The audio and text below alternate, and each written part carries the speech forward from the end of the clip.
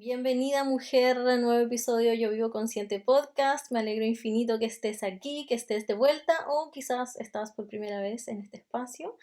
Aquí hablamos de todo lo que tenga que ver con crear una vida que ames. Todo sobre crear una vida que ames.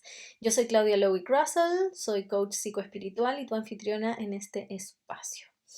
Y hoy vamos a profundizar en algo que mencionamos en el episodio anterior, que es el miedo. Estuvimos hablando en el episodio anterior sobre concretar metas, sobre lograr objetivos y hablamos sobre que el miedo es una de las causas raíces de por qué no logramos nuestros objetivos. Así que hoy me gustaría expandir en este concepto, en esta experiencia, porque me parece que es algo demasiado importante para que lo comprendamos más en profundidad, para que podamos vernos más reflejadas y podamos identificar mejor cómo está operando el miedo en nuestras vidas y la importancia que hay en poder resolverlo, en poder trascender el miedo, ir más allá del miedo. Es muy común que no nos demos cuenta que el fondo de las cosas que, comillas, nos pasan o que hacemos es justamente miedo, porque tendemos a echarle la culpa a otras cosas o a justificarnos en vez de decir, ¿sabes qué? En realidad me da miedo. Y eso pasa porque hay cosas que sentimos y hacemos sin darnos cuenta que en el fondo tienen que ver con miedo. Por ejemplo, el perfeccionismo. ¿Cuántas de aquí se identifican con ser perfeccionistas? O sea, yo hace 8 años tendría que haber levantado la mano hasta el universo, porque yo era muy perfeccionista y me identificaba mucho con esa característica. De hecho, incluso tenía esta idea de que podía ser algo bueno, ¿no? Esto que te dicen que cuando vas a entrevistas de trabajo y te preguntan por defectos, que uno diga perfeccionista. Es como algo malo, pero medio bueno, ¿no? Porque hay esta idea equivocada de que el perfeccionista es alguien que hace las cosas perfecto o que se esfuerza demasiado para que las cosas queden demasiado bien. Y no es así, es todo lo contrario. El perfeccionista tiene distintas cualidades y sí puede ser que hayan perfeccionistas que se esfuerzan porque las cosas queden súper perfectas y muy lindas, pero entre medio de esa perfección, de esa aspiración por perfección, se estresan y viven muy estresados y muy colapsados y muy sobrepasados por todo y por la vida. Y también están los perfeccionistas que esta búsqueda de perfección es tan sobrecogedora, es tan pesada, que antes de intentar hacer algo, mejor no lo hago, porque es demasiado pesado el tratar de avanzar, ¿no? El tratar de hacer algo, el tratar de concretar algo, y lo evito. Entonces los perfeccionistas tendemos a ser muy procrastinadores. Em, y lo que hay detrás del perfeccionismo no es lindo, no es como, ay, eres una persona tan valiosa, y como que tienes valores muy bonitos. No, lo que hay detrás del perfeccionismo no son valores como luminosos. Lo que hay detrás del perfeccionismo es un profundo miedo a equivocarse y o fracasar. ¿Y qué es lo que hay detrás del miedo a equivocarse o fracasar? ¿Qué pasa si yo me equivoco o fracaso? ¿Qué es lo que creo que pasa? Creo que me pueden rechazar. Creo que puedo ser inadecuada, que me pueden ver como inadecuada. Creo que si no soy perfecta no me van a querer. Entonces lo que hay detrás es miedo al rechazo. La vergüenza. ¿Quién se ha sentido paralizada por la vergüenza? Y aquí yo he contado un montón de veces mi experiencia con la fobia social, mi experiencia con esto de ponerme roja, que ojo, a mí todavía me pasa a veces que yo he identificado que es que yo soy muy sensible, mi sistema nervioso es muy hipersensible Entonces, cualquier movimiento emocional, el que sea que yo tenga, no necesariamente vergüenza. Yo puedo ponerme triste, puedo sentir rabia, cualquier emoción intensa en mi cuerpo reacciona poniéndose roja. Y esa reacción de ponerse roja es lo que genera la vergüenza, porque después me da vergüenza que la gente piense que es como un indicador de debilidad, algo así. Es súper limitante. Me pasa mucho menos, pero todavía me pasa en ciertas ocasiones. Y lo que he hecho es quitarle el peso a ponerme roja, es em, dejar de verlo como algo inadecuado o como algo, un signo de debilidad o algo, dejar de juzgarlo, ¿no? Y al yo quitarle el peso, deja de ser algo de lo que me tenga que sentir avergonzada, entonces eso hace que uno, la experiencia no sea tan terrible y dos, se pase mucho más rápido. Entonces, bueno, ¿qué es la vergüenza? Al final la vergüenza no es que yo no tengo vergüenza, por ejemplo, o alguien que tenga pánico escénico, no tiene pánico escénico, no tiene miedo a subirse al escenario y hablar. Lo que tiene miedo es a la reacción de las personas ante eso, a que las personas la vean hacer eso, porque si ese escenario estuviera vacío, no hubiera nadie en el público, la persona no tendría ningún problema con subirse al escenario. Entonces, como es divertido el concepto de pánico escénico. No le tengo pánico al escenario, le tengo miedo a la mirada del otro cuando estoy arriba del escenario. Tengo miedo a lo que los otros vayan a pensar, a cómo los otros vayan a reaccionar, a lo que pueda pasar. Y la vergüenza es miedo a la humillación.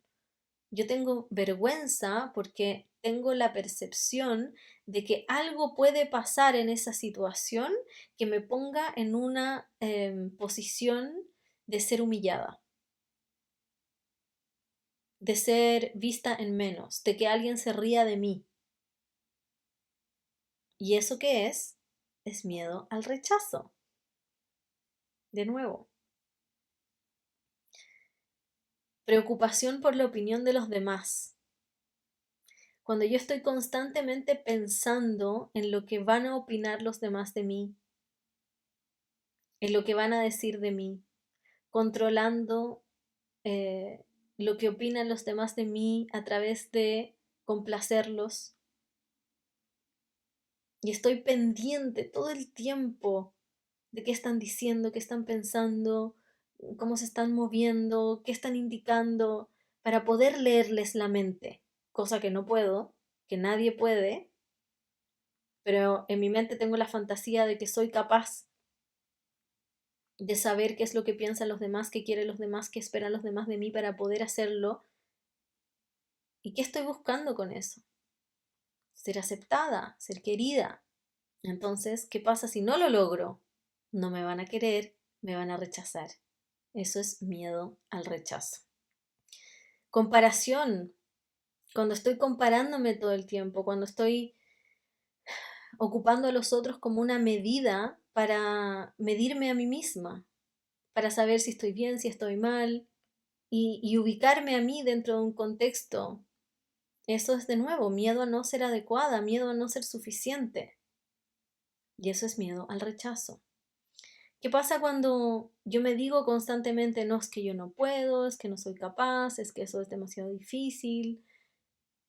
Eso es inseguridad, ¿no? No me siento segura de mí misma. ¿Qué hay detrás de no sentirme segura de mí misma? ¿Por qué me digo eso? ¿Por qué me lo repito? Porque me estoy protegiendo de algo. ¿De qué? ¿Qué pasa si lo intento y fallo? Y fracaso y me equivoco. Me pueden rechazar, ¿no?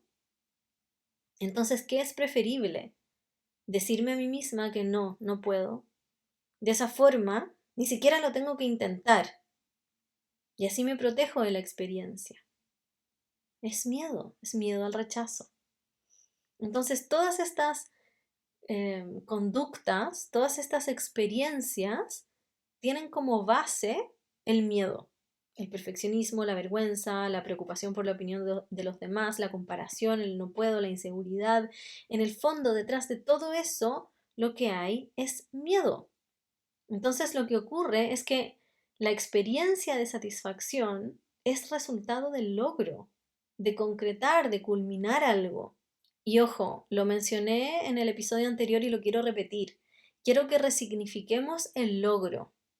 Porque seguramente cuando hablo de logro, de lograr cosas, de concretar, de metas, la mente de la mayoría se estresa de una y empieza a pensar en el logro como en algo pesado, en este concepto de llegar a una meta como con fuerza, obligación, sacrificio. Y puede ser que a muchas les salte la resistencia, como, es que es culpa del capitalismo, es que el capitalismo siempre nos hace ser productivas o quiere que seamos productivas y que logremos cosas y que nos explota y que nos obliga a ser súper, hiper productivas todo el tiempo y trabajar demasiado. Entonces, esto es una enseñanza capitalista y no, la satisfacción no tiene nada que ver con lograr las metas o lograr ni concretar nada. Es solo ser, es solo estar. Y no, no tiene que ver con eso para nada. El logro es una experiencia espontánea y natural de todo lo que está vivo en el planeta. El logro es crecimiento y es expansión. Todo lo que está vivo, todo lo que es natural en el mundo, está en un proceso de crecimiento y expansión y la manifestación de eso es el logro. La semilla logra llegar a ser flor, la oruga logra llegar a ser mariposa, el pájaro logra construir su nido. Entonces, se trata de movernos con la vida y completar las misiones que vinimos a realizar en este juego del planeta Tierra, en el que cada una es un personaje y cumple un rol. Y vamos a profundizar en eso en un episodio donde voy a hablar sobre propósito, pero por ahora quiero que te quedes con esta visión de logro, con esta asociación de logro, no con esta idea que te han metido en la cabeza de que lograr cosas y ser disciplinada tiene que ver con una imposición patriarcal, capitalista que te somete, porque eso te mantiene estancada, eso te mantiene débil, eso te mantiene pobre, eso te mantiene insatisfecha. Nadie te dice que disciplina es una forma de amor propio. Y también vamos a hablar de eso en un próximo episodio. Entonces quiero que veas el logro no como una obligación, no como una obligación materialista de conseguir cosas, sino como el acto divino de completar una tarea que naciste para realizar. Entonces, ¿qué pasa cuando hay perfeccionismo, cuando hay vergüenza, preocupación por la opinión de los demás, comparación, no puedo y muchas otras experiencias, pero esas como son las más predominantes, por lo menos de las que veo en mis clientas? Todo lo que hay ahí es miedo al rechazo. Es un intenso miedo a ser rechazada. Y eso no es superficial, eso viene de miedo al rechazo. Y cuando ese miedo está activo, ese y cualquier otro miedo, no intentas nada o no perseveras en lo que empiezas. Por lo tanto, nunca logras nada. Y eso es igual a una experiencia de insatisfacción. ¿Lo ves? Entonces, ¿cómo se resuelve esto? ¿Qué es lo contrario? ¿Qué sería lo contrario al perfeccionismo, a estar pendiente de la opinión de los demás, a la vergüenza? ¿Cuál es la experiencia contraria? ¿Qué es lo que realmente tengo que cultivar? Primero tengo que poder lograr cosas, ¿no? Tengo que ser capaz de tomar acción. Tengo que ser constante. Tengo que arriesgarme a equivocarme. Tengo que ser capaz de tomar riesgos. Tengo que aprender de esos, comillas, fracasos. Tengo que dejar de ver los fracasos como algo indeseado. Tengo que poder dejar de sufrir cuando algo no sale exactamente como yo quería que saliera. Tengo que poder seguir adelante sin abandonar. Tengo que atreverme a ser diferente y dejar de mirar al resto para compararme o medir mi éxito o mi calidad de ser humano o mi valor, el valor en mí misma. Tengo que atreverme a mostrarme, arriesgarme a que me juzguen, a quizás no caer mal, a caer mal, perdón, a no gustarle a todo el mundo. Tengo que empezar de cero y ser, comillas, peor que otros no sean mejores que yo, lo hagan mejor que yo, tengan mejores resultados que yo y que eso no me detenga, que eso no me limite. Tengo que ser capaz de creer en mí, de sentirme capaz de lograr cosas, de hacer cosas, verme como capaz. Y de eso se trata construir la seguridad en mí misma y construir mi amor propio. ¿Y qué es lo que nos impide hacer eso? ¿Qué es lo que nos impide poder vivir de esa manera? Los bloqueos internos. No es algo superficial, son nuestras heridas más profundas, son las experiencias de vida que hemos tenido a lo largo de, de todo nuestro paso por este planeta, que nos han ido dejando marcas, que nos han ido dejando programación, creencias, identidades, que son los que nos generan el miedo. Y de ahí la necesidad del trabajo interior. Y por eso no es una receta común que yo le pueda dar a todas, así, a todas tenemos que hacer esto para poder superar. Sí, hay claves, hay ciertos lineamientos que podemos ir trabajando en conjunto, pero la verdad es que las experiencias que vivimos hoy de adultas, las razones de por qué no podemos remover los bloqueos, de por qué sentimos miedo, son únicas e irrepetibles para cada una porque se formaron a partir de sus experiencias únicas e irrepetibles. Entonces, em, el trabajo, y por eso se llama crecimiento personal, porque es un trabajo que cada una tiene que hacer en su propia persona, tiene que hacer en sí misma. Entonces, em, tenemos que indagar en nosotras mismas para poder llegar a esos lugares que nos van a dar las claves de por qué se activa ese miedo, de por qué tengo tanto miedo al rechazo, de por qué no puedo verme a mí misma como una persona capaz, de por qué necesito compararme, por qué tengo tanto miedo a fracasar, por qué me preocupa tanto que me juzguen. Y antes de que pretendas que te diga cómo arreglar todo eso en 20 minutos de un episodio de podcast, quiero que pienses en la profundidad de lo que estamos hablando, de todo el tiempo que llevas con este problema y de todas las personas que intentan resolverlo y no lo logran. ¿Realmente crees que si fuera así tan fácil como para que te lo pueda resolver en unos minutos, en un episodio de podcast, y bastara con algunos tips o algunas claves, alguien seguiría viviendo? ¿Alguien seguiría teniendo miedo? ¿Alguien seguiría autosaboteándose? ¿Alguien seguiría estancada? ¿O bastaría con que se leyeran un libro y listo, se les resuelva la vida? No, ¿verdad? Es imposible. Y por eso hay tantas personas tan estancadas, porque creen que van a encontrar la respuesta o la solución a estos conflictos tan profundos en solo información. Y sí, la información es importante y es valiosa y nos hace tomar conciencia y nos da revelaciones. Y la conciencia es el primer paso. Si no tengo conciencia no puedo hacer nada, así que es perfecto. Necesitamos información, pero no es suficiente. Para trabajar esto, para resolver esto, para liberarnos de estos limitantes, del miedo y de todo lo demás en nuestras vidas, de todos los demás bloqueos, tenemos que empezar un trabajo interior. Y trabajo implica acción, implica hacer cosas en mí misma, prácticas. Es un camino, es un proceso. Y se necesita dedicación, se necesita tiempo, se necesita apertura. Y muchas veces se necesita guía, porque no podemos ver por nosotras mismas lo que tenemos en nuestra espalda. Y eso es lo que tenemos inconsciente. O sea, por algo no lo he visto hasta ahora.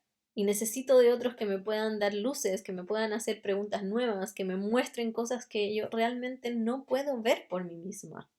Imagínate que en mi programa insignia, que es Despierta tu poder creador, hacemos este trabajo interior en 4 meses. Y ojo, no te voy a decir si mira, en 4 meses nunca más en tu vida vas a sentir miedo. Porque bullshit, mentira. Quien te diga eso te miente. O sea, no vas a dejar de sentir miedo mientras estés viviendo en este planeta. Es parte de la experiencia humana y de hecho el miedo es divino. El miedo tiene una función en esta vida. No es malo el miedo, ¿no? Ojo, eso es algo súper importante que no mencioné antes. El miedo no es malo, el miedo es una herramienta. Todas las emociones son herramientas que nos vienen a dar mensajes, que nos comunican cosas y que nos permiten transitar la vida con sabiduría. O sea, si no existiera el miedo, imagínate, o sea, no tendríamos indicadores de cómo evitar peligro. El problema es que se activa el miedo sin que seamos conscientes de qué es lo que, de a qué le estamos teniendo miedo. Por lo tanto, no puedo diferenciar entre un miedo real, una amenaza real y un miedo imaginario.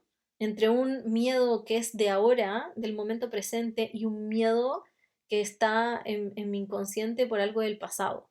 Entonces tengo que aprender a hablar con mi miedo, a trabajar con mi miedo. Tengo que hacerme amiga de mi miedo, conocerlo, y yo poder controlarlo. Entonces lo que sí te puedo decir es que en 4 meses en DTPC bajas de un 100% de miedo, o sea, de vivir con miedo, a un 50, 20% dependiendo de cada una, y que además vas a tener el conocimiento y las herramientas para controlar ese porcentaje restante en vez de que ese porcentaje te controle a ti. Y además vas a poder seguir disminuyendo esa experiencia de miedo con el tiempo, porque eso es lo otro. Sentimos mucho más miedo del que tendríamos que sentir, porque nos creamos mucho miedo con la mente.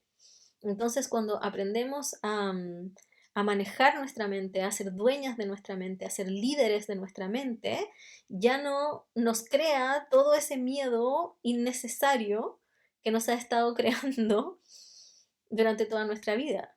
Ya no dejamos que nos mienta y nos meta miedos absurdos. Reconocemos cuando un miedo es real y cuando un miedo es imaginario. Y ya ahí te baja, o sea, mucho la cantidad de miedo. Em, Así que bueno, las inscripciones al programa están cerradas en este momento, así que no te voy a decir que te inscribas, pero sí te puedes anotar en la lista de espera para el próximo ciclo que comienza en septiembre.